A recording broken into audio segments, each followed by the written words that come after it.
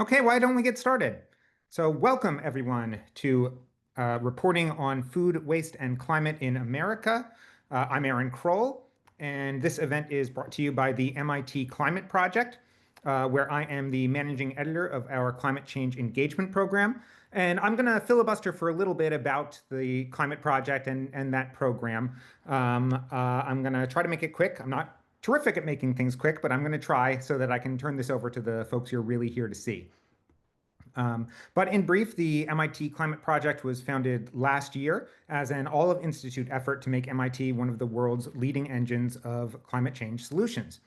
And in the mold of past MIT successes in fields like the invention of radar, the birth of the public internet, big advances in biomedicine that have saved many lives, the focus of the Climate Project is on really breaking the university mold of basic research and working with a wide array of partners to deploy new solutions in the real world that we think have a chance of filling critical gaps in addressing the risks of climate change within the next 10 years.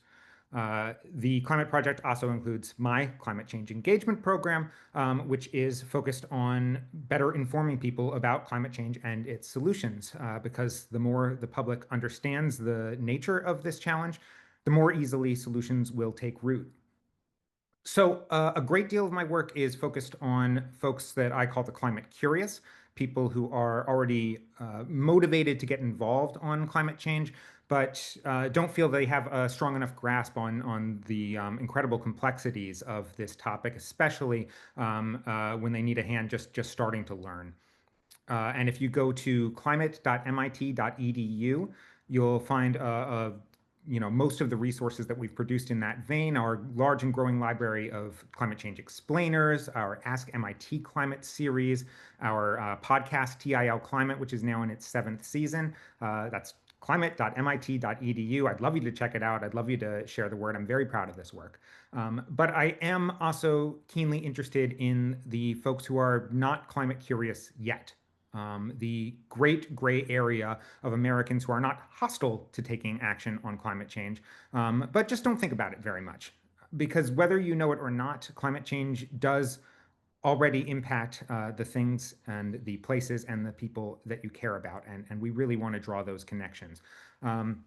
So for this audience of folks who are not climate curious yet, we've pulled together this MIT Environmental Solutions Journalism Fellowship, in which we support extraordinary journalists from all around the country in developing ambitious climate reporting projects for the local outlets that Americans trust the most. And in the spring of this year, we've had our 4th cohort of fellows with a new focus on our food system, which touches every one of us every single day. You may know that our food system is a major contributor to climate change. It's also one that can feel intractable sometimes because the solutions are so new, so uncertain, difficult to test, very difficult to scale. But as our fellows have shown in their reporting projects, this is also an area of incredible common ground where everyone from farmers to waste managers to, yes, climate scientists really shares some basic values around conservation, good stewardship of the land, minimizing waste, keeping our communities clean and healthy, all things that can be advanced hand in hand with solving climate change. So I am very pleased to introduce our 2025 cohort of Environmental Solutions Journalism Fellows.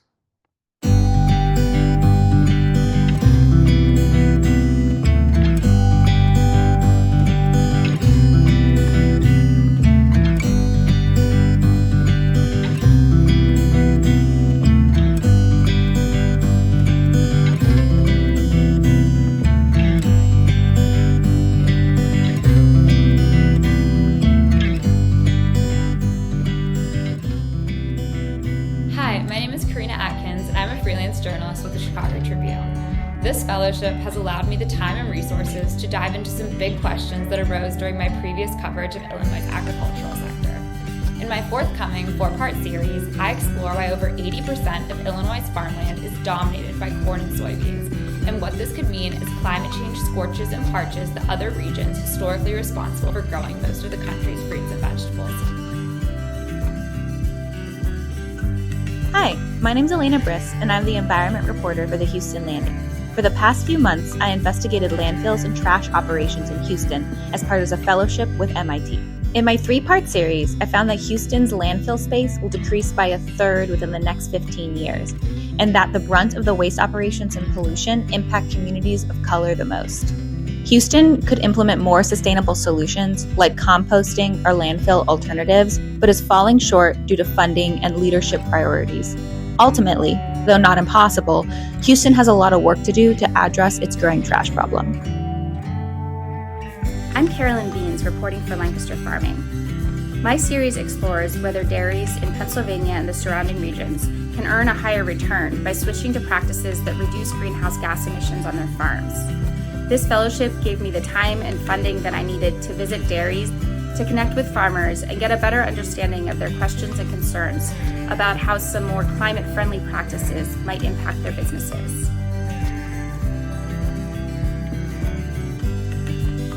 Hi, I'm Nina Ignazik. I'm the founder and editor of Planet Detroit, and my project is digging into how our food and waste systems here in Michigan are fueling climate change and spotlighting some of the local solutions and actors that are trying to make a difference by cutting methane and improving food access. Thanks to the MIT Fellowship, I've had the space and time to really explore this issue and the resources to bring in visuals like photography and data visualization to help tell the story in a deeper and more compelling way. Hello, I'm Paul Ruffins with Streetcar Suburbs News in Prince George's County, Maryland.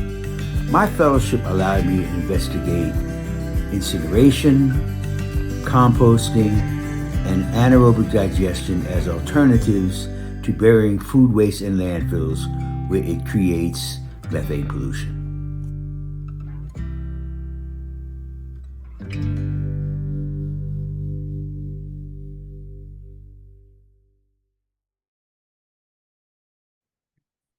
All right, so a big hello to our fellows. It is terrific to see you again at the close of your projects.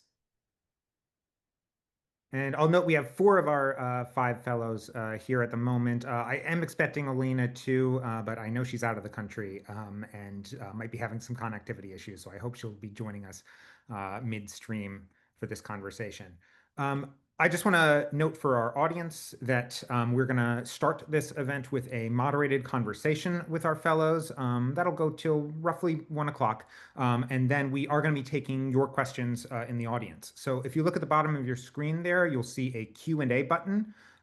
Please, at any time during this conversation, if you think of a question for our fellows, just hit that Q&A button and log your question in there. We'll be choosing from those at the end of this event. Please do put them in the Q&A section and not in the chat where they're much more likely to get lost. Okay, with that said, I have one more important person to introduce before I finally shut up and get out of your way. Our moderator today is Jenny Splitter.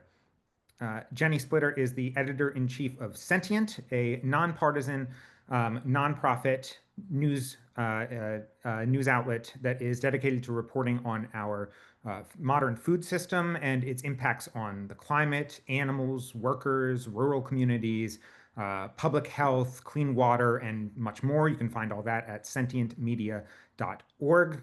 Jenny's writing has also appeared in the Washington Post, Popular Mechanics, New York Magazine, Vox, The Guardian, and others. Jenny, it's wonderful to have you here today. Thanks so much for having me. I'm excited to talk to all these reporters about their stories that seem so interesting. So we're going to start off by talking about kind of one task that I've learned a lot about over the years, which is like how to make the science kind of accessible to readers who are not necessarily experts. I guess just to start with Paul, so you had the task of talking about methane emissions in your story to some degree. How much did you get into the details of the science, and how did you, what strategies did you use to make that science understandable for your readers? Well,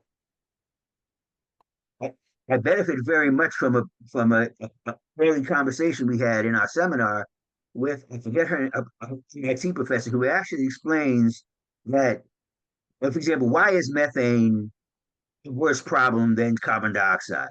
Well, carbon dioxide is just, you know, one carbon, two oxygens tightly bonded together.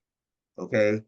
Greenhouse gases, what they do is when sunlight hits them, they vibrate and then they keep vibrating. So it interferes with the ultraviolet rays leaving the atmosphere. That's why they trap it.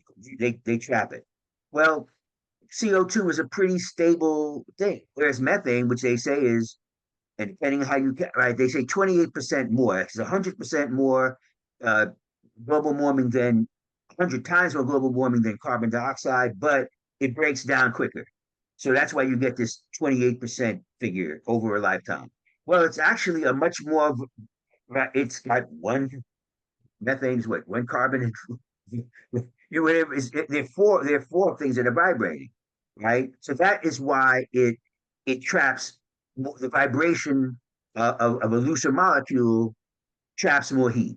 And I thought, oh, that's a pretty, I think, understandable way for people to get it. So that's what I tried to, try to explain that. I explained it once, tried it clearly in the beginning, and then didn't have to keep, I think, repeating it throughout the rest of the series.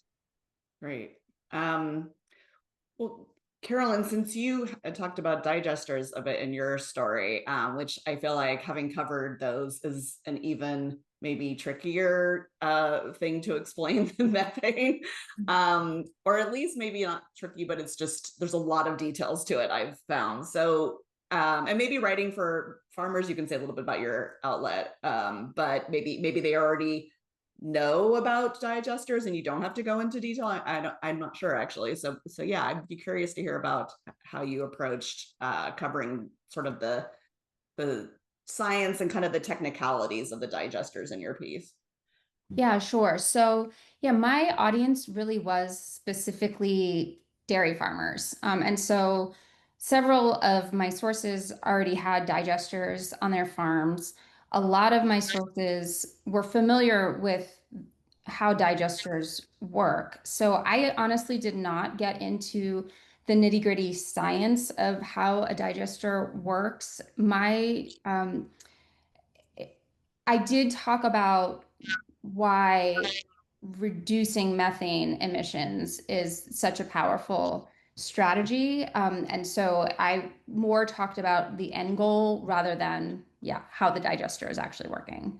Kind of the opportunities with methane. Yeah, and particularly for my audience, the economic opportunities, because I was really, with my stories, looking for the spaces where dairy farmers could adopt practices that would reduce greenhouse gas emissions, but also potentially improve their business prospects. So that was more the angle that I took.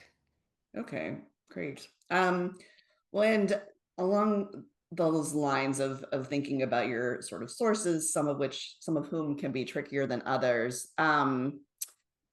Nina, did you encounter any challenges in reaching some of your sources, either lawmakers or companies? And what if you sort of hit roadblocks? What did you do about those? Or did you have any sort of strategies that helped you reach them and get them on the record? Yeah, I did have some challenges with the landfill industry here in Michigan. I found it very difficult to get anybody to talk with me. I reached out, directly to landfill. Most of our landfills here in Michigan are privately owned, so I reached out to some of the private companies and did not hear back. Um, I reached out to the trade association here in Michigan, which is the Michigan Waste and Recycling Coalition, I believe it's called.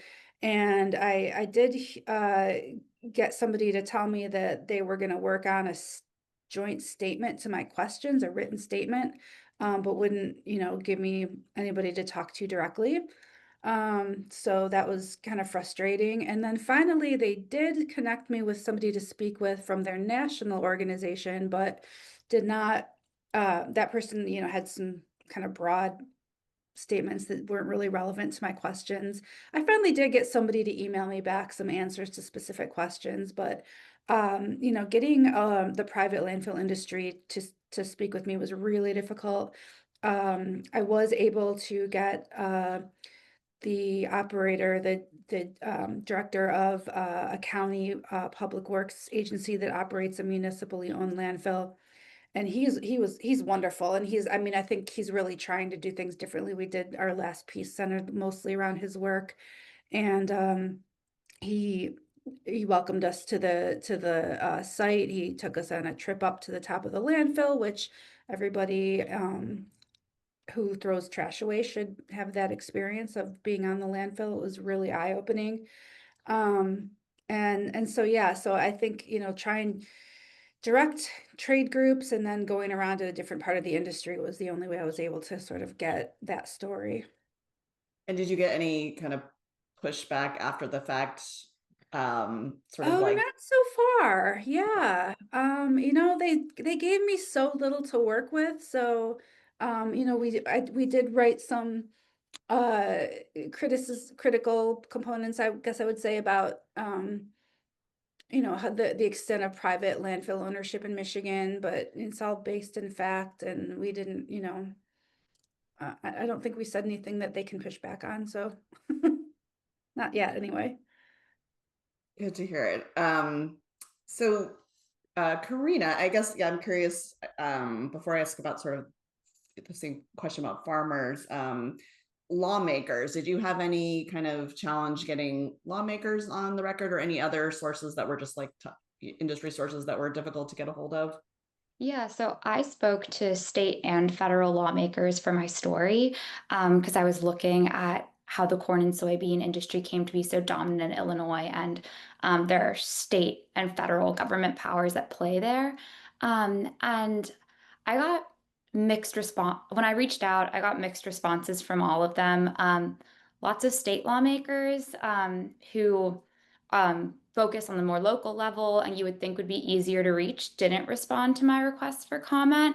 But then I was able to get on the phone with some Congress people in Washington who were interested in speaking about this issue. So I think it really ran the gamut. And it taught me as a journalist that, reach out to everybody, all the officials who should be willing to comment on this, even if you think it's a long shot, because you might be surprised by who will and won't comment.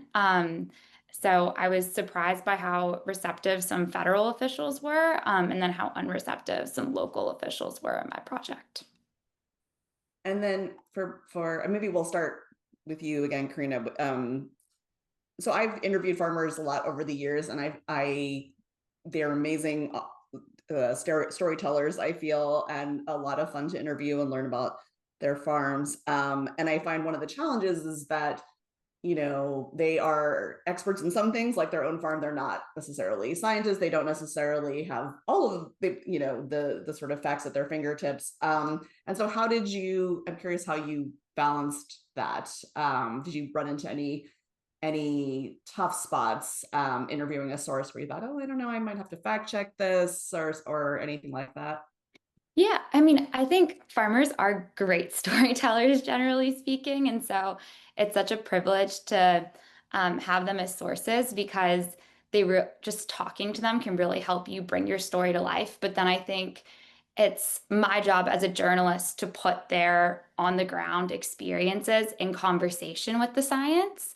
And that doesn't necessarily mean trying to give them a crash course in carbon emissions or climate change while you're having the conversation with them. But sometimes it did mean, talking to them, hearing their stories, doing some researching and fact checking on my end, and then going back and having a second conversation, being like, hey, I learned this. What do you think about it? Did you know about it? Can we riff on this at all? And sometimes they were really knowledgeable in certain topics, and it would be a great follow-up conversation. And other times, they weren't aware of something, and I saw that as an opportunity to educate in my article and like put their experiences in conversation with something they didn't know, so that the story and the whole journalistic process could also be a learning experience for them.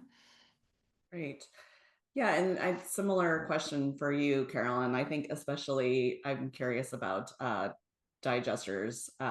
What came out in some of those conversations? Yeah, I will also just reiterate that they are absolute excellent storytellers. And one dairy farmer told me the story of his digester, which he had had for quite a long time. He was an early adopter, and he described it as like another living thing on his farm. It's very complicated to take care of. He described it as that feeling when you like leave the hospital with a child and all of a sudden like you're like a newborn child and all of a sudden you're in charge of this thing 24/7. And he's like, my kids grew up, but the digester is still here. So that really, he actually helped me understand just how much it takes to maintain this tool. And that in turn helped me, I think, when I was talking with other dairy farmers who had questions about whether it really makes sense for them, especially given the size of their particular farms, to adopt a similar technology. And then also whether the economics will play out for them, whether they might actually see a return for taking that approach. And did those, I'm curious if the farmers have different perspectives on sort of how it pencils out in the end. Yeah, absolutely. So the thing about the digesters is you have to have a farm of a large enough size because you need enough manure, right, to justify constructing these things. And so a lot of the farmers I talked to just felt like their farm just wasn't big enough yet. And there might be some other strategies to reduce greenhouse emissions that could work across farm sizes, but this was one that the farm needed to be big enough. And then what farmers do with those digesters is there's a lot of variation there too. Some felt that it was worth entering the carbon market. So some had done that and they were earning some money that way. Some were actually introducing food waste into the digesters. I found that to be totally fascinating. So they had contracts with, or at least clients that that were food retailers, and so they were accepting food waste, things that otherwise would have landed in landfills, putting those into the digesters, which increased the methane production, which they used to increase their electricity production. And many of them were powering their farms entirely and also earning additional money for putting electricity out into the grid. Um, Hi to Elena and welcome. Hi, sorry about that. I'm in Yeah. another country right now and my times got mixed up. So here I am. Apologies for being late. Well, no, good timing. I'm just gonna turn to talking a little bit about food waste solutions. So maybe we can start with you. Just in terms of kind of in your coverage, like weighing kind of pros and cons to some of the solutions you covered, how did you go about that? And what did you hope to sort of leave your readers with? Yeah, so I think what I learned, and I hope my readers were learning as well, as solutions to waste is really complicated and it often can be very expensive. And I think there's a knowledge gap as well about like what works and what doesn't work. So in Houston in particular,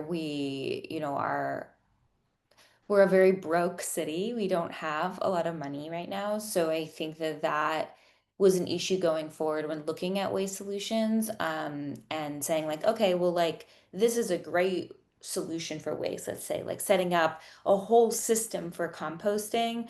That's really great. But then when you're talking to the city or you're talking to city officials at city council, they're like, okay, yeah, that does sound great, but we don't actually have the funds right now to set something up that would be so expensive.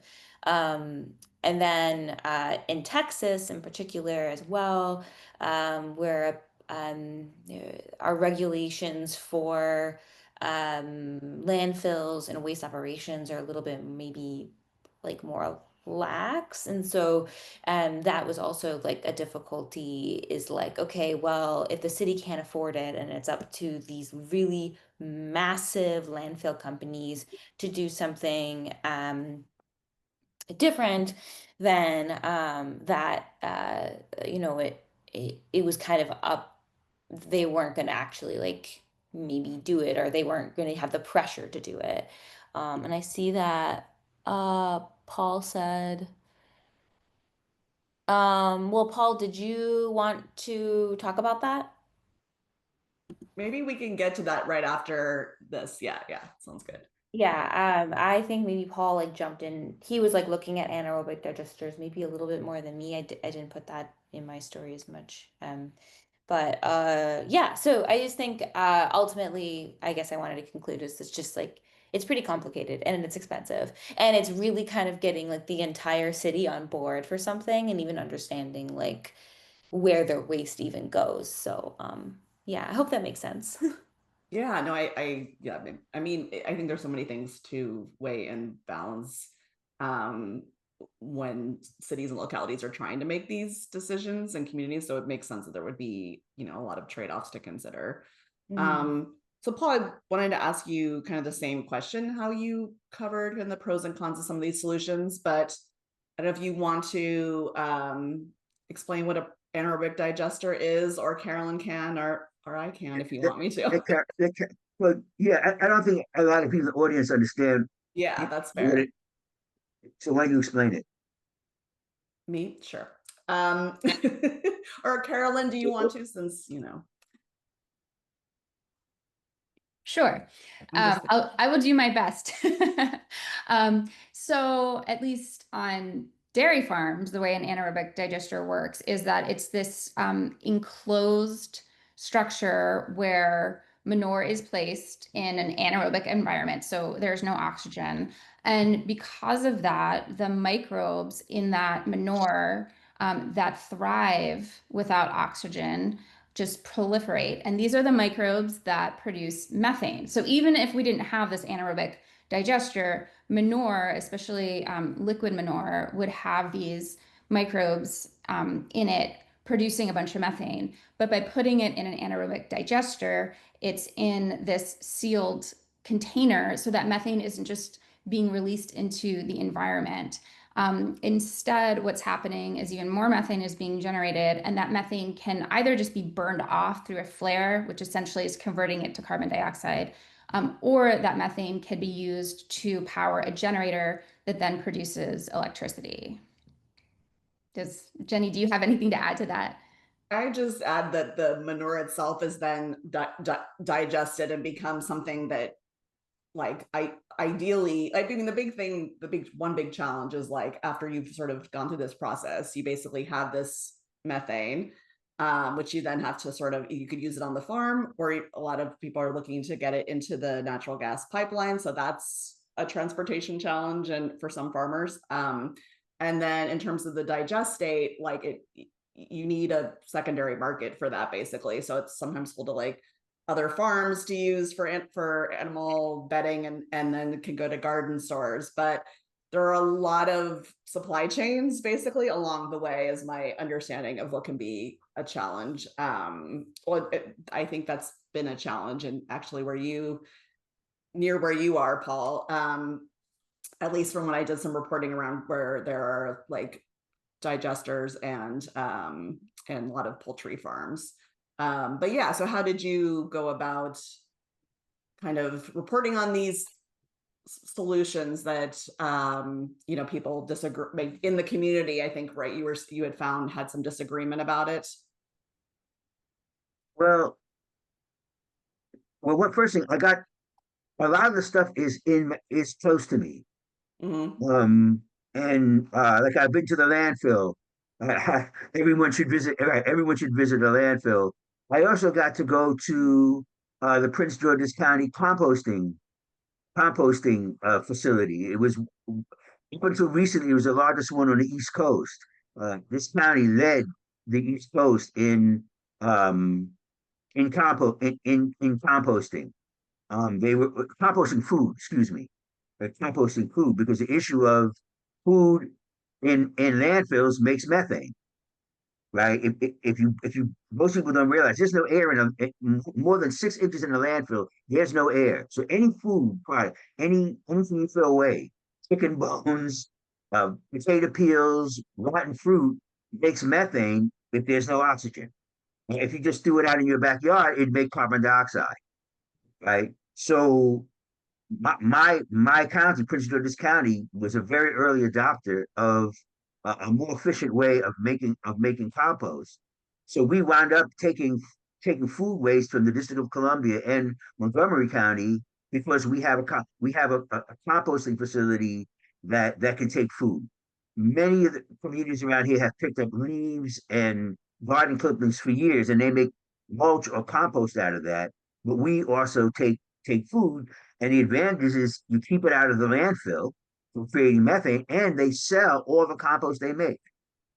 It pay essentially 90%, 95% that pays for itself. Hmm. And they charge $25 a ton for tipping fees, whereas the landfill charges $85 a ton.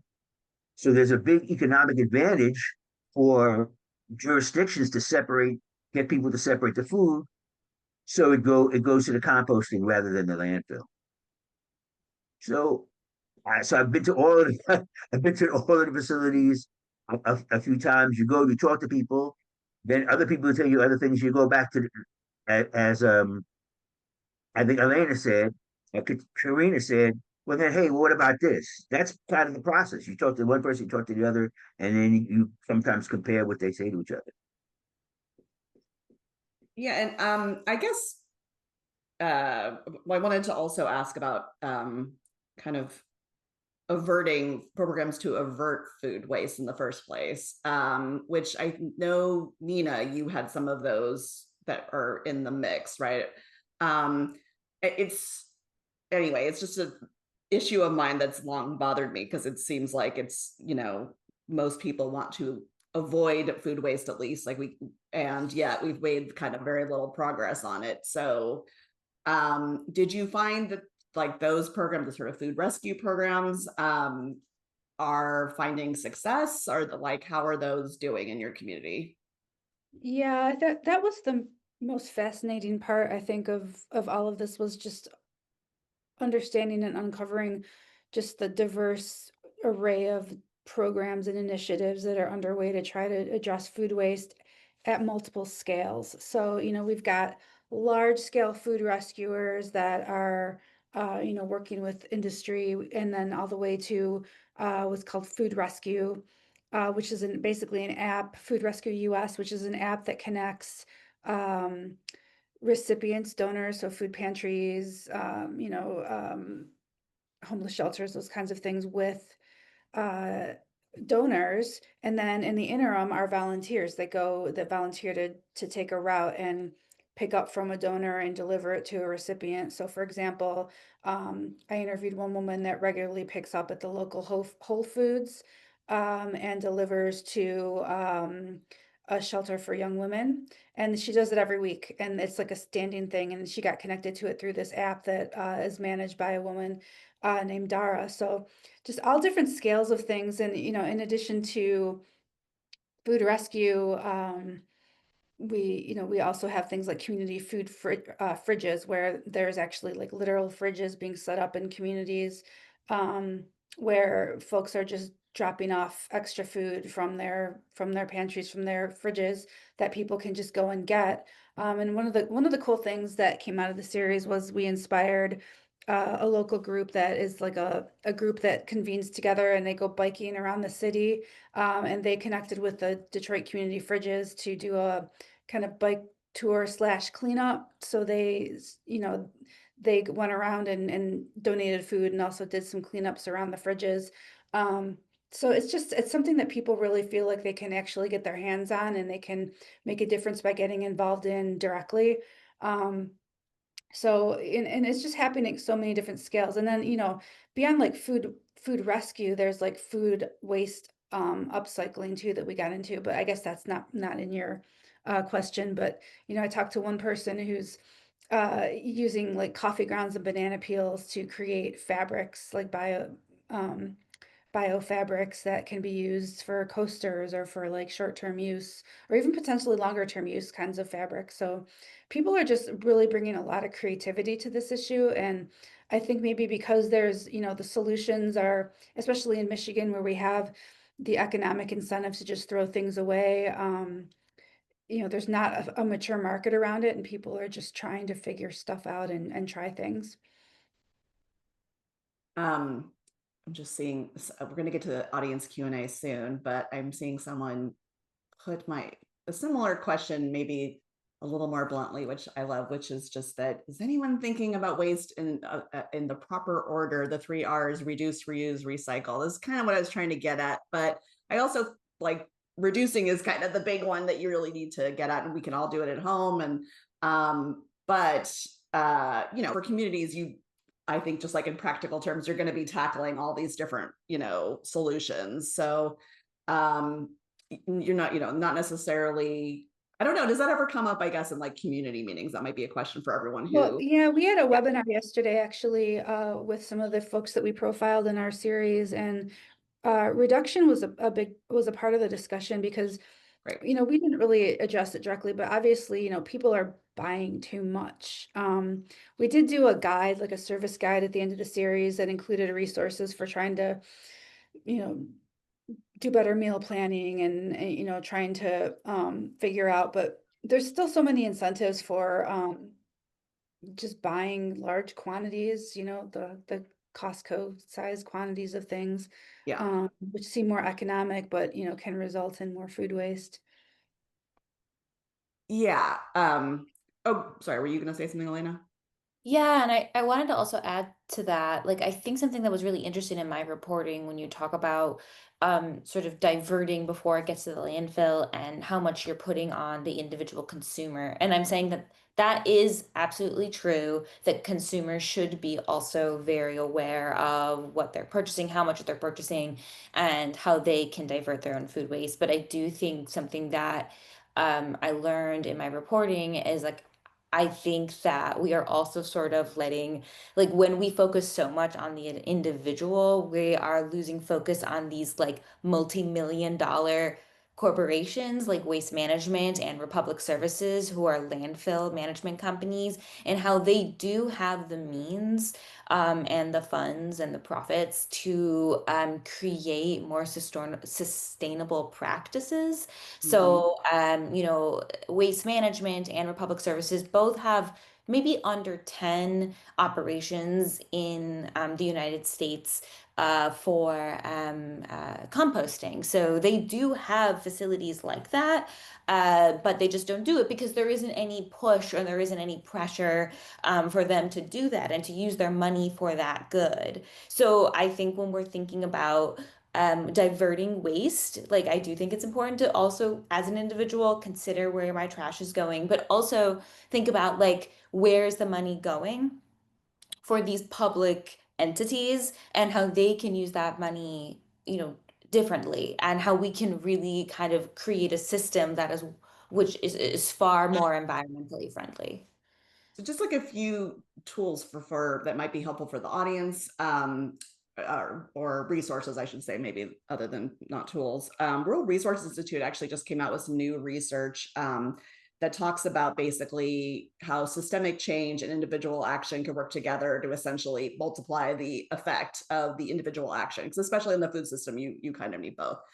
We cover that at Sentient, so you can look at our article, or WRI is a great resource for anyone who's on the food system beat. And then I guess I just realized like maybe we should have started with just saying, like, in case folks in the audience don't know, around a third of all global emissions come from the food system. So that's kind of the scale of what we're talking about. Most of those are, largely driven by beef essentially. And a lot of what's coming up today is like the enteric methane emissions and the land use.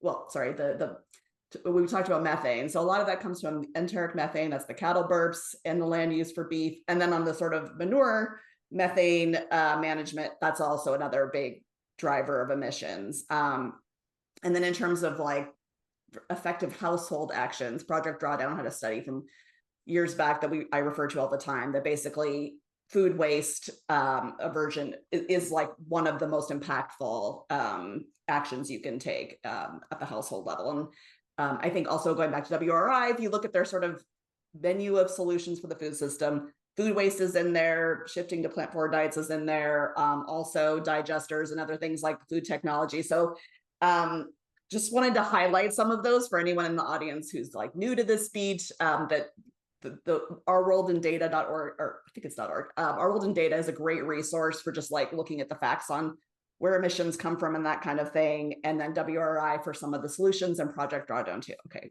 End of speech. I just figured I'd give the folks in the audience some of that overview in case you wanted more on that. So I guess the other thing was wanted to talk about was reaching kind of audience, reaching maybe like outside of your sort of bubble, whatever that bubble may be. Wanted to maybe start with Carolyn. So like, how does, for your outlet, I guess, what is kind of the idea of new audiences that you want to reach? Is it just reaching more, are there farmers who maybe they're, organic and not conventional, just throwing that out there, and like maybe you want to reach them, or like what is kind of the strategy there for sort of reaching beyond your and growing your audience? Yeah, so as I said before, my audience is primarily farmers because it is for this publication, Lancaster Farming. And I think the people I was trying to reach with this story are farmers who might be interested in some of these technologies that I was referring to as climate smart technologies and how they might improve their farm's efficiency. I was lucky enough to go to a conference early on in the Pennsylvania Dairy Summit early on in my reporting. And so I sat in on a lot of sessions where people were asking questions about whether some of these technologies really made good business sense for them, whether they had a chance at earning money in the carbon market. And so my target audience, as I was writing, I was really thinking of those people. I had their questions in mind, not so much my sources who had already gone down this path of adopting the technologies. Great. Yeah, Elena, in terms of reaching outside, kind of any maybe bubbles you have, or yeah, and just in terms of like thinking about getting the stories to more people, how did you think about that, or what strategies are you using for that?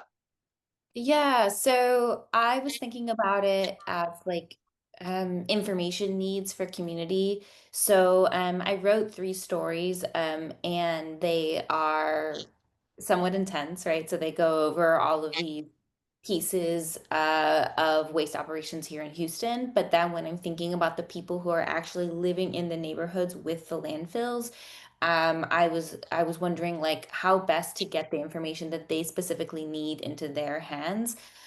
So I created a pamphlet slash like zine with funding from MIT that I worked on with a local artist. And I took all the most basic elements of landfills, landfill use, trash, composting, and Houston's historic issues with landfills that have more been placed in communities of color. So that's coming out in June. So, the hope is like to get it to the community so they can actually see like what's going on in their community. And they also will have information about like who they can reach out to if they're having issues with waste in their community, and past um, examples of how communities have been able to get changes to their landfill when they've been particularly smelly and things like that. So I think like my major concern whenever I'm going into a larger project is like who has time to read 6,000 words, and like how can I, create something that is helpful for somebody who is working like two jobs, needs to look at something quickly, and then maybe can go from there rather than being sent like an incredibly long article. So that's kind of how I was looking at my information need, and I think actually everybody in the cohort had sort of thoughts about how audience works. Like I know like for Karina, like based in Chicago, but like a lot of her audience might be like in Southern Illinois. So it's like, how do you talk to those audiences, or how do you communicate with those audiences differently than like, what you think of maybe what your audience is in like someplace like Chicago. So yeah, I think that that's just a way that I like to navigate that. Well, yeah, I have some sort of version of this question away for all of you. So maybe Karina, I could ask you kind of something similar, just in terms of, you know, both thinking about, yeah, like sort of your different audiences that are reading your work, and also reaching right of center audiences maybe, have maybe are resistant to reading climate change articles in the first place. Yeah, or maybe you didn't find that, I don't know. Well, yours hasn't been published yet, right? So The first story is being published on Sunday. So okay.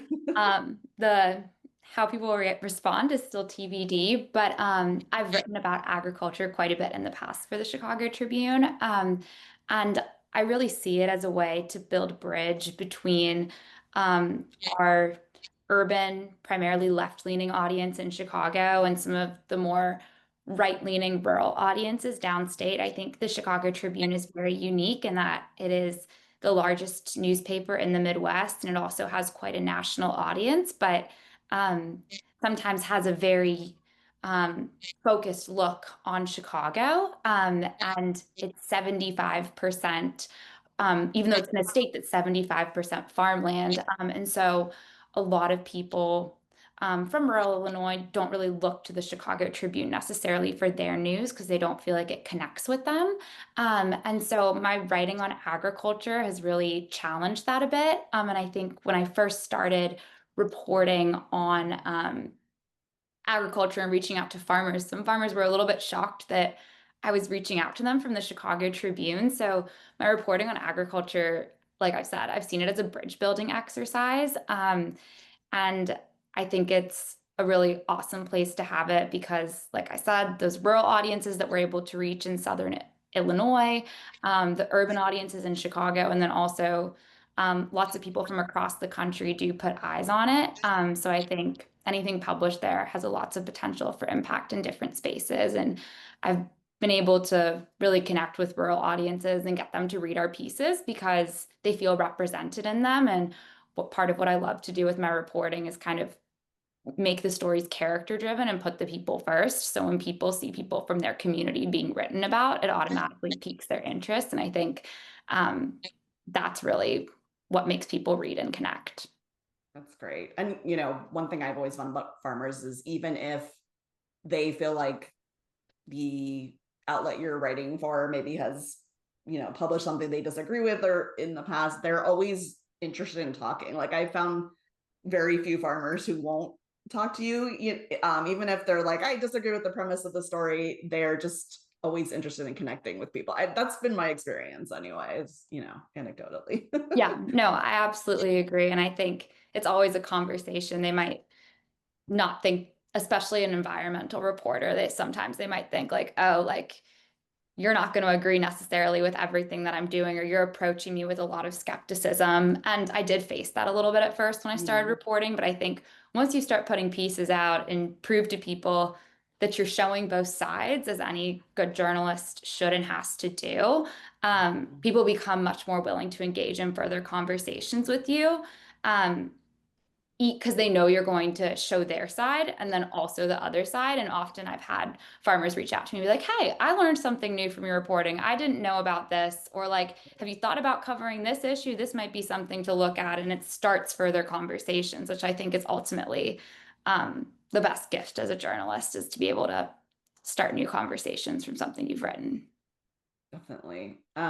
Just thinking about kind of biases on both sides, because we are all humans and we all do have our biases. Paul, did you find that you had any kind of assumptions going into your reporting that you had to check? And just, if so, like, what did you do to kind of, in the process of reporting, kind of try to check yourself? Well, I have a lot of friends who you would call hardcore environmentalists, right? So there are some topics, for example, when people talk about reduce, reuse, right? Wait, reduce, reuse, recycle. Well, one of the controversies that came up is, should we reuse and recycle the natural gas, the $100 billion natural gas infrastructure, which is older than electricity in the United States, right?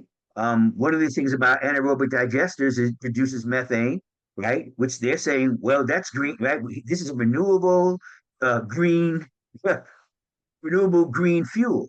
Whereas some of my environmentalist friends says, no, we do not want to reuse methane, right? Because we are against methane, and we don't believe we should repair this old leaky natural gas infrastructure at all.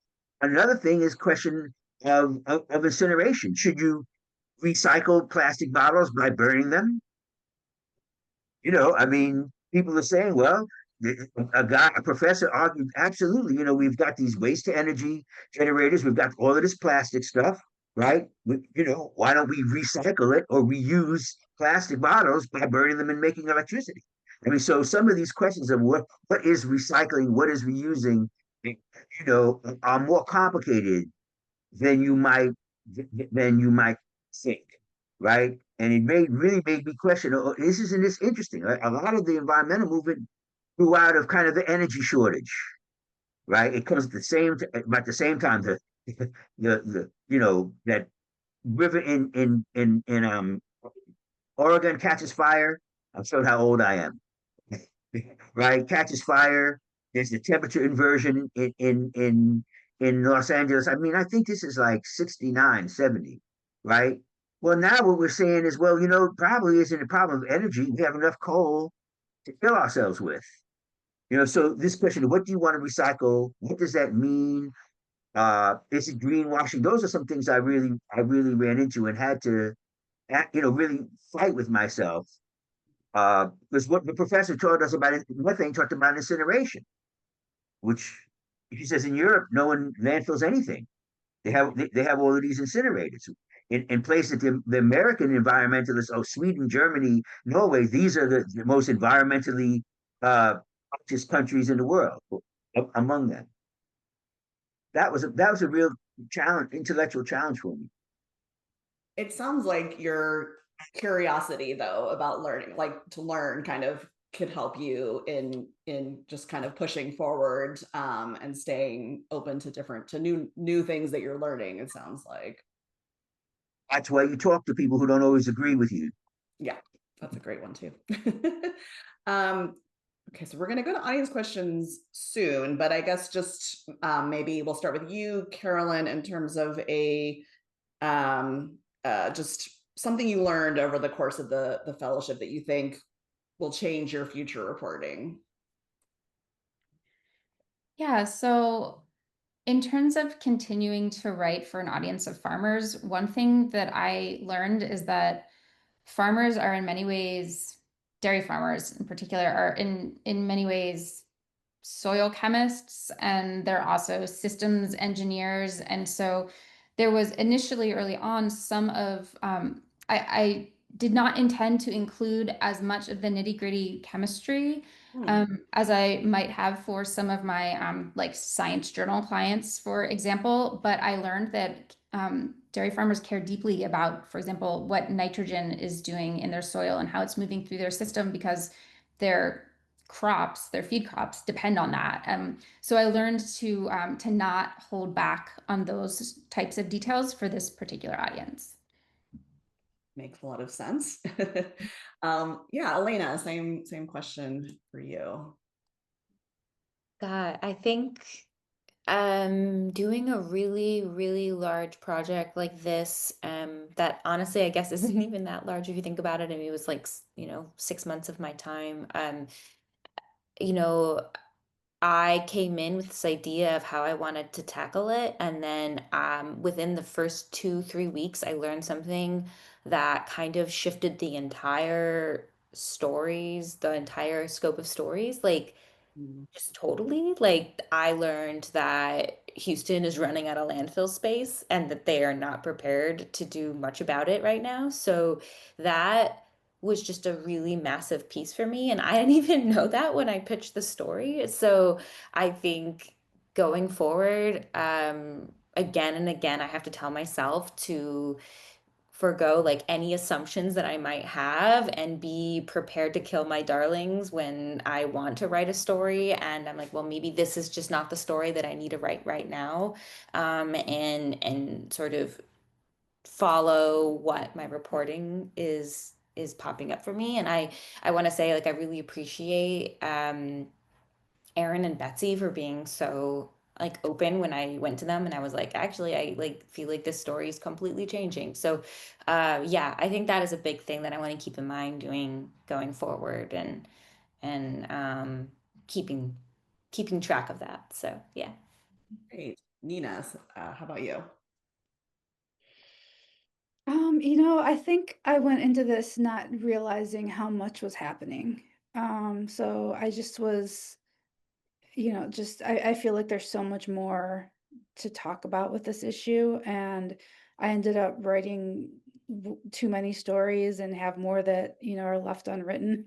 So, um, I don't know. I thought I kind of knew the landscape a little bit and it wouldn't be too much of a surprise, but whenever you start talking to people, you hear about three other things that are happening.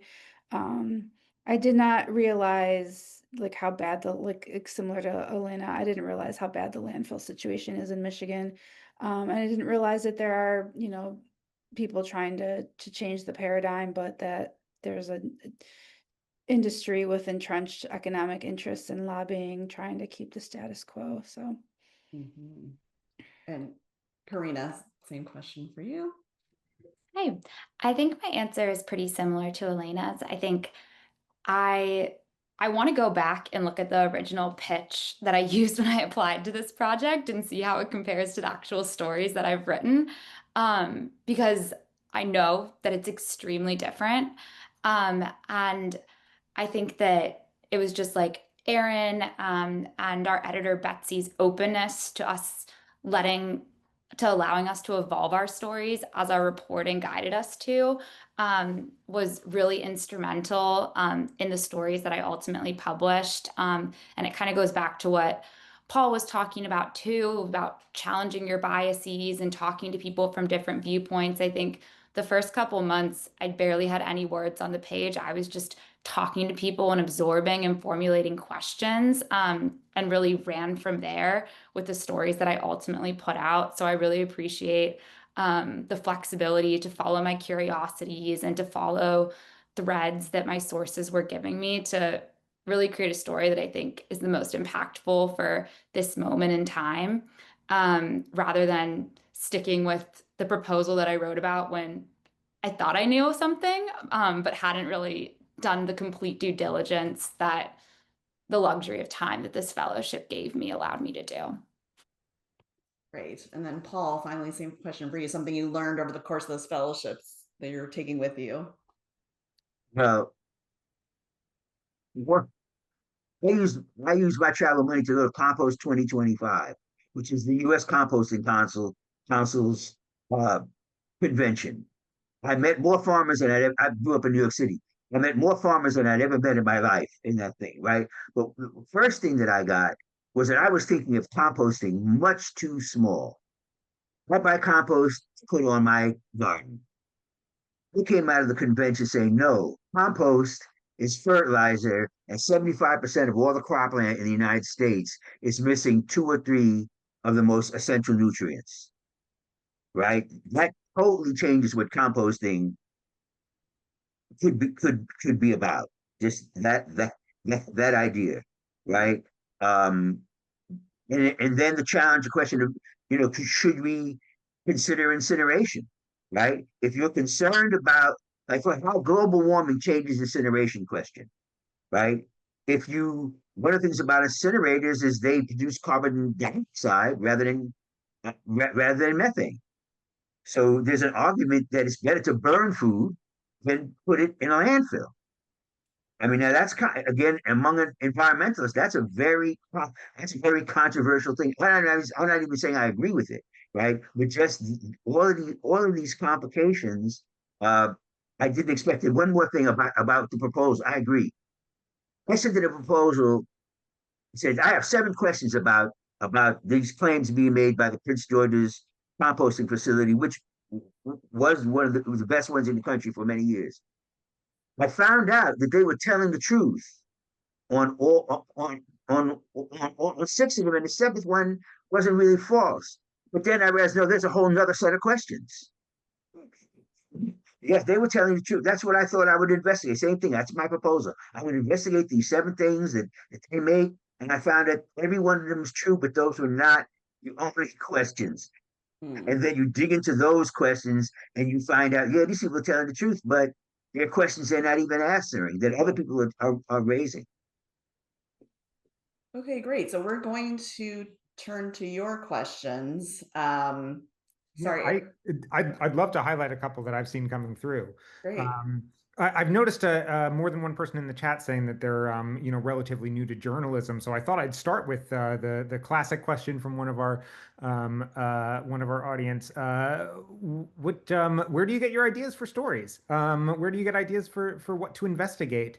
And what issues are really important to highlight? And I'll toss that to anyone. I can start with that one.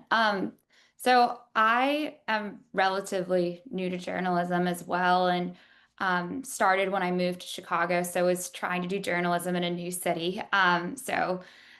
Everything was new to me. It was like drinking out of a fire hose. But I think what kind of helped me get my start was I just read a lot of local and national stories that sparked my curiosity. And as I was reading them, I kind of asked myself, okay, like what questions does this leave me with? Like, what do I want to know more about? And then kind of fell down a research rabbit hole from there. And that kind of led me to some of the first stories that I worked on, which is also great because the more journalism you read, the more you realize what you like and don't like about people's writing and reporting styles. So it'll actually help you in the process too, once you're ready to sit down and write that story. And then honestly, once you write your first couple of stories and kind of establish a beat for yourself, the stories start coming to you because people see that you were interested in something and think you might be interested in something that they're working on that's related, or your sources say like, hey, what you're working on is interesting, but I've been wondering about this. Like, would you be interested in diving into this for me? I can connect you with my neighbor, etc. And so I think getting the first couple bylines is probably the hardest. But once you do, your sources are great resources for finding future stories. Like my whole project came about because it was questions that I had after conversations with farmers that farmers suggested I start looking at after I talked to them for an earlier story I had done. Anyone else want to mention anything about where you get your story ideas?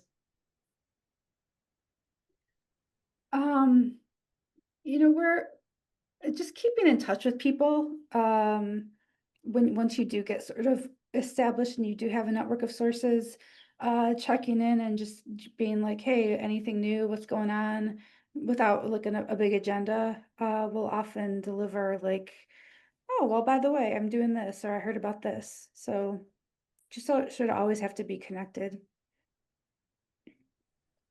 And I was going to add, like, I think, when I first moved to Houston, which was like 2 years ago, starting in a new city is very daunting, like Karina said. And part of what I like to do, and that my editors were giving me time to, was just go to public meetings, even if I'm not even going to write a story, just to sit and listen to what people have to say. And that is just like gold.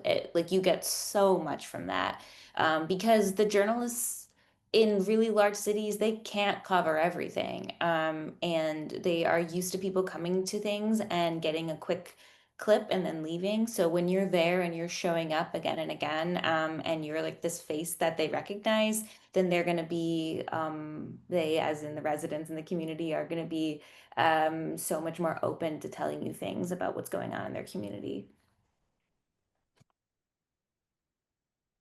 Yeah, Sorry, go ahead. Yeah, I just wanted to say quickly, I agree with all of that, especially this idea of cultivating relationships with your sources so that they lead to more stories. when you are first starting out, especially if you're interested in covering any sort of like academic research, I find that going to conferences is really, really helpful. That's like a gold mine for getting ideas. And then in addition to that, you can subscribe to journals so you can get their table of contents, especially some of the journals that aren't like the most widely publicized journals. There might be media outlets that aren't necessarily covering those smaller journals as closely, and so you can find stories that other journalists haven't seen yet. We had a question about audiences who are resistant to, just hearing the words climate change or being, or being told something is a climate story. I'd love to know if any of you were thinking about those kinds of audiences when you did your reporting and writing, and how you approached, trying to reach an audience for whom, if this was labeled as a climate story, it might be a turnoff right away.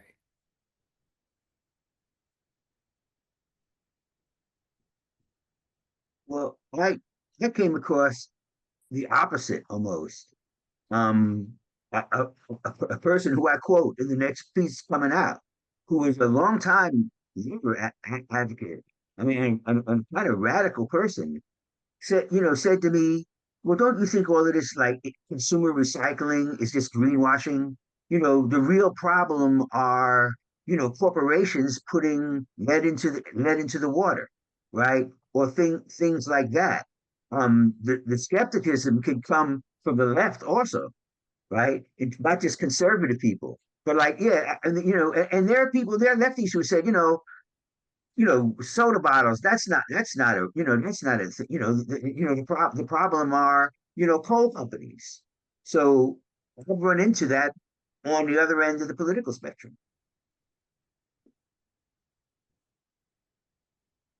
Not that these people absolutely believe in climate change. What they're questioning is whether recycling your whether recycling your bottles, whether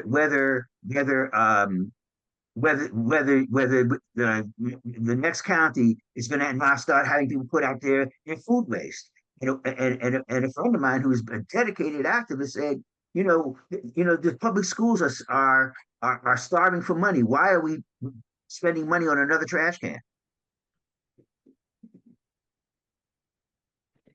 Yeah, I thought a lot about whether to, so my whole series is about this idea of climate smart dairy. And I thought a whole lot about whether I should even be using this term climate smart, if that was going to turn off some of my readers.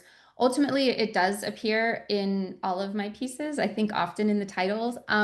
So in the end, we decided to not avoid the term, but I did a couple of things. One is that I never asked any of my sources directly, like, what are your thoughts on climate change? Do you feel you have a responsibility to somehow address this issue? That was honestly beside the point. This story was more about whether these technologies would be helpful on their farms.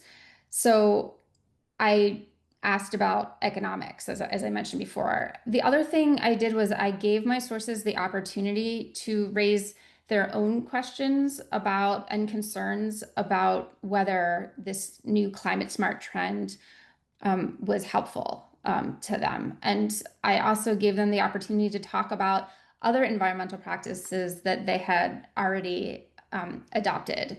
And so I then really tried to lead with my sources' responses and their own experiences. And I think, like as Karina said, when you are really centering voices from a community in your stories, then other community members hopefully are going to be more interested in those stories, even if it does have a title that includes climate smart.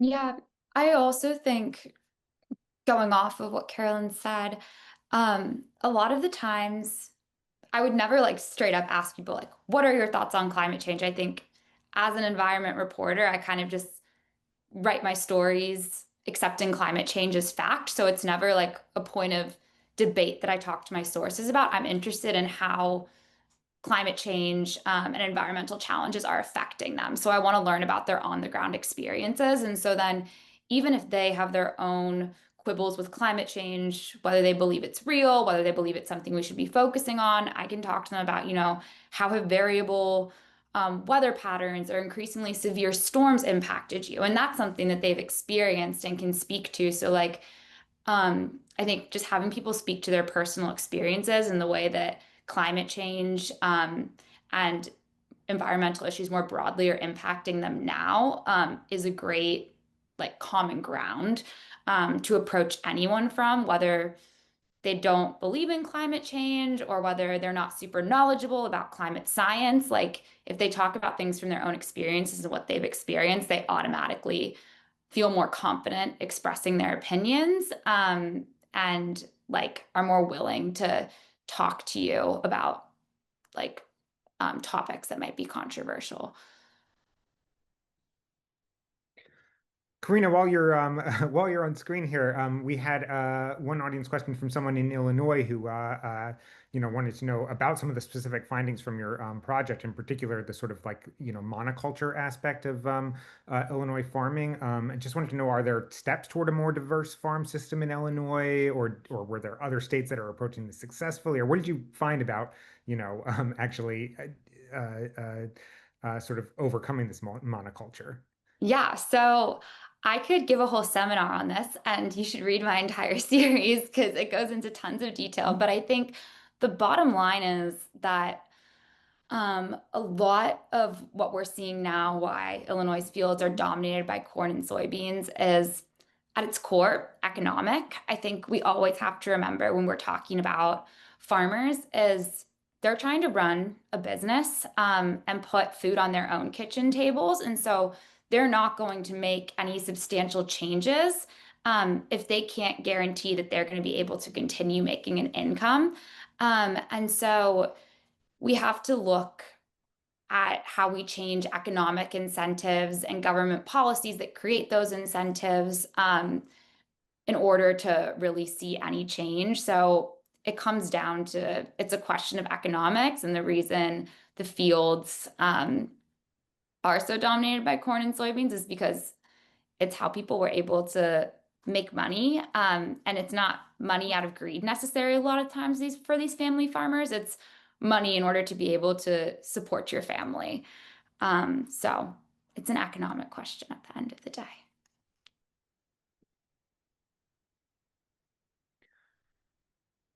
We have a question here about sort of showing both sides of issues that are controversial. Someone wanted to know, does showing both sides slide into greenwashing ever? And I think I might even expand that and ask sort of when you as a reporter develop an opinion about about the merits of two sides on one of these controversial questions, how do you sort of approach that and try to respect the positions of your sources and their points of view, and also try to give your readers the most accurate information? I think one of and Paul also had this issue. Looking at trash incineration, it is like super divisive right now. And I think it's like I talk to experts about trash incineration now and how it functions now and how there are cleaner scrubbers in these systems, and that they're different than the trash incinerators of the past. And then I think, like, then talking to people who have experienced like the old time trash incineration and how horrible it was for their communities. And so I think like that was tricky, and trying not to overdo it. Like I feel like I could have written like a book on it because it's just like there's so many pieces to something that's that historic. So I think in my case, it was making sure that I was just getting like everything as correct as possible and having a back and forth. It was almost like I was having a conversation with myself in the story where I would write about trash incineration and its past and how people are like, not fan of it because of that history. And then talking to people now who would say that it's much cleaner and like going back and forth and like how there are communities here in the United States that are practicing trash incineration in a new sort of a new way, and how that's working or not working for them. So I think, yeah, I could write a story and be like, we should live in a planet that's completely free of any trash. And like, that sounds great. But that's just like where we are right now is like just not what the conversation is. The conversation is so much more niche and small. And like, people are like arguing over like, whether or not to have a landfill, which is crazy, versus trash incineration. So like I think that that is sort of like the conversation.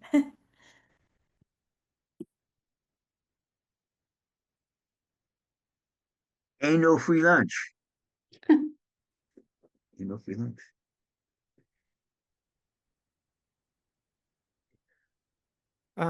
We've got a question that was focused on developing countries, which I know none of you were reporting on. So don't feel you have to try to speak to that if you don't have a lot of knowledge about how these things play out. But it was about sort of the impact on human health of how we dispose of food and other waste. So I'll just sort of open that up to those of you. I think especially Elena, who really were reporting on sort of how human health is affected by waste operations, and what solutions did look promising once you dug into your reporting. Yeah. So in Houston and a lot of communities in the United States, and I believe including Detroit, is that these waste operations, so mostly landfills and old-timey trash incinerators, were placed primarily in communities of color. So that started like years and years ago, and that continued over time.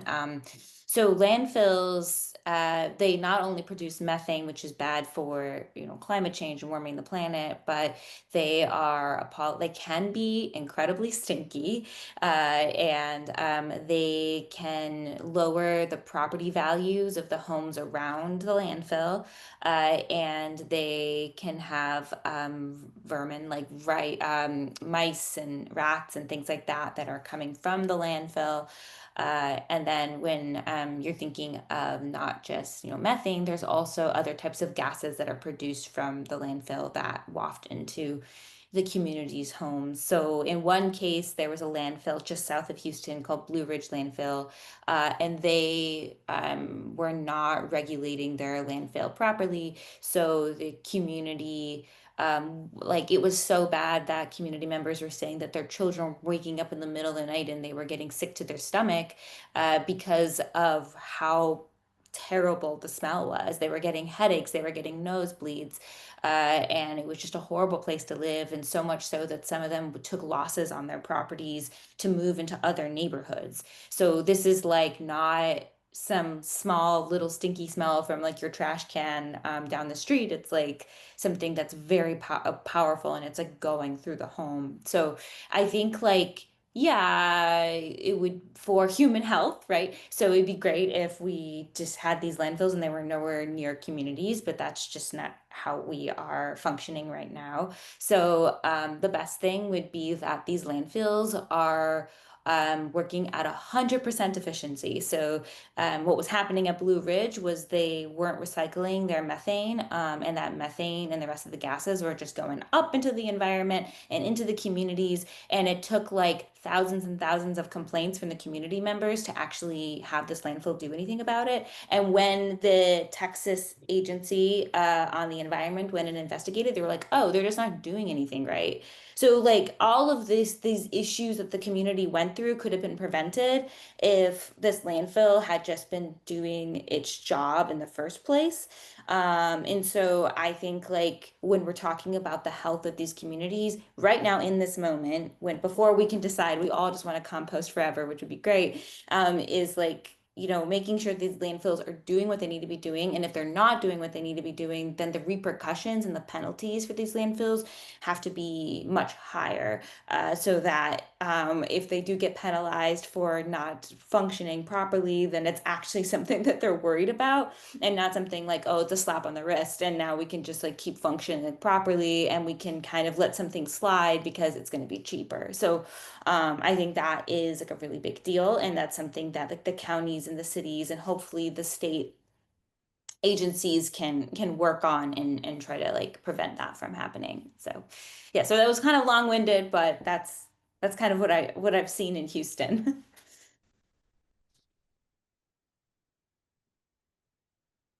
I would say that one of the things that I've come to is the absolute fundamental importance of getting people to sort things.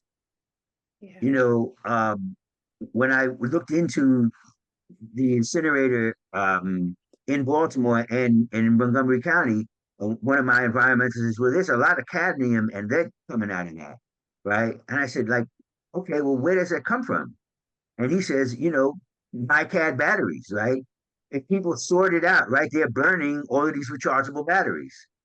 A lot of these things, almost one thing I saw in all of it, aerobic digestion, landfills, incinerators, is if you could carefully get people or companies to sort out what's going in, you could eliminate a lot of these problems, right? Like batteries. This everything we have now has a battery in it, and whether you landfill it or you burn it, that's going to be a problem. So sorting, you should write a book on sorting as a critical thing to make all of these all of it are better if people would put the time in, right? Or figure out maybe this is for AI, right? If you could sort things better as they do in Europe, that's part of their incineration process is you know, people are much more used to sorting all kinds of stuff. All of these things would be more efficient. Hmm. This is a very niche audience question, but Paul, I happen to know you came across it in your reporting, so I'll ask it of you. Are there concerns about PFAS, these forever chemicals, getting into compost and into fields, and is anyone really wrestling with that in the compost industry? Well, yes, at Compost 2025, this was a big issue. And very quickly, there was a guy who was they're afraid that if they regulate what's in compost, right, then composting may go out of business. If you right, and one of the guys, a lawyer got up and said, look, and I agree with this too. So he said, why are we worried about PFOS and compost when you can still get it in toothpaste? Okay, that people are starting at the wrong end of the issue, right? They should ban PFAS are still legal, right? And things like cosmetics and, and toothpaste. But I will say this: the other end of it was he said, the EPA has got this ridiculous thing that is if you lived on a farm and you ate only stuff you grew and stuff with PFAS in it, there'd be 4 more cancers out of 1,000 every 25 years, which seemed like a tiny, tiny risk for a lot of us. But the farmers in the group who live on these farms and do eat some of what they grow out of this thing did not clap for him. That was a great example of the complications of some of these issues. So I think we have time for one more audience question here, and I've got an interesting one that I'm going to expand out a little bit. It's did any of you come across corporations that have invested in sustainable farming or environmental practices that help farmers? And I'll just sort of expand that to also corporations who've really invested in new waste management procedures, but really like what did you learn about people who are trying to roll this out at a larger scale than a single farm or a single landfill, and how what are the challenges or successes in getting traction on rolling out these solutions at a bigger scale? I'll answer a little bit. I was able to speak with the Meyer Corporation, and they contract with a pretty large company called Denali to do food waste hauling from their facilities to a compost facility. And so I was able to connect with Denali, and they told me, like, they were pretty open, and they seemed to want to be covered, but Meyer was very like on message and sent me stats from their annual report. So it's hard to say to what extent what they're doing is having a real impact, or greenwashing. I wasn't really able to dive into it the way I kind of hoped. I'd hoped to actually observe the pickups happening, and was just never got there. They wouldn't let me set it up. So but that is, I think Denali also services Walmart, at least in Michigan. So some of these companies are doing something. It's just a question of how much and how real is it, that I don't feel like I was able to really get into in my reporting. I can say that within the dairy space, there are a lot of companies that are investing in farms within their own supply chains to try to bring down greenhouse gas emissions. So, like Mars, for example, just announced a huge initiative earlier this year to do that, and they're actually also paying a very small subset of farmers who bring down their greenhouse gas emissions really dramatically. So like the best of the bunch are getting just like a bonus on top of whatever equipment that they're supplying. One of the challenges is that who ends up paying for that equipment in the end? Is it the consumer, or can the company absorb that cost? So for smaller companies, for example, a company named Neutral Foods, they're putting milk out there. Their goal is they're putting milk out there that has zero greenhouse gas emissions associated with it, which is which they are achieving by bringing down greenhouse gas emissions within their supply chain and also through offsets. But the customer has to pay more in the end, and they've had more success selling to other businesses like Shake Shack, for example, as compared to selling in grocery stores where they have to compete with all sorts of other brands that have all sorts of other labels on their containers.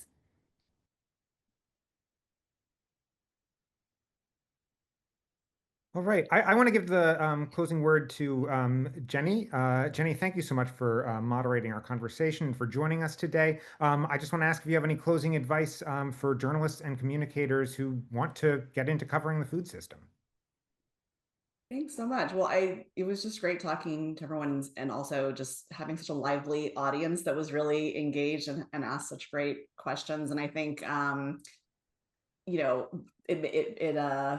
sometimes food systems coverage ends up being this tiny beat. So it's nice to see people who are really interested in this topic. And I guess just to stay on this beat, I think, the exciting thing about food is there's food systems coverage is that there's always something to learn. I'm been on this beat for a while, and I'm still learning new science and, hearing about new solutions. And I think the best thing you can do is just kind of keep reading everything you can get your hands on. And it's great when there's a fellowship like this where you have the time to really, kind of have the time to really do that deep research that really strengthens your reporting. And then just stay connected with your fellow food systems reporters if you can. I guess I shouldn't say food systems reporters, since some of you are covering waste and other things, but anyone who's kind of connected to this beat, it's great to stay connected through, with their fellowships like this, or at the Society for Environmental Journalists has a great conference. We have a food and farming journalism network through Sentient for food systems reporters. So I think staying connected to everyone who's on your beat is a great way to kind of learn from each other, and just making sure you kind of digging into the new science all the time and talking to as many people, as many stakeholders as you can, because there's always a lot of people who have a lot to say, as you've already figured out in your reporting. So I think staying connected to other journalists is a great way to kind of learn about different communities and their takes on, these many solutions.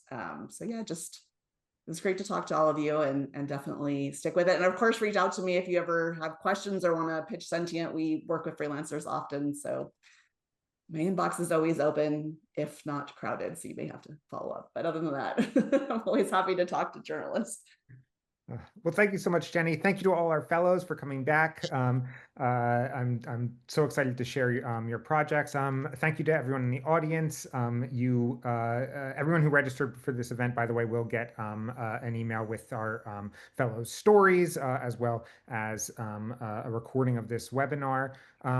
Thank you to Madison Goldberg, who's been working hard in the background to keep this event running smoothly. It's been a great pleasure to share this time with you all.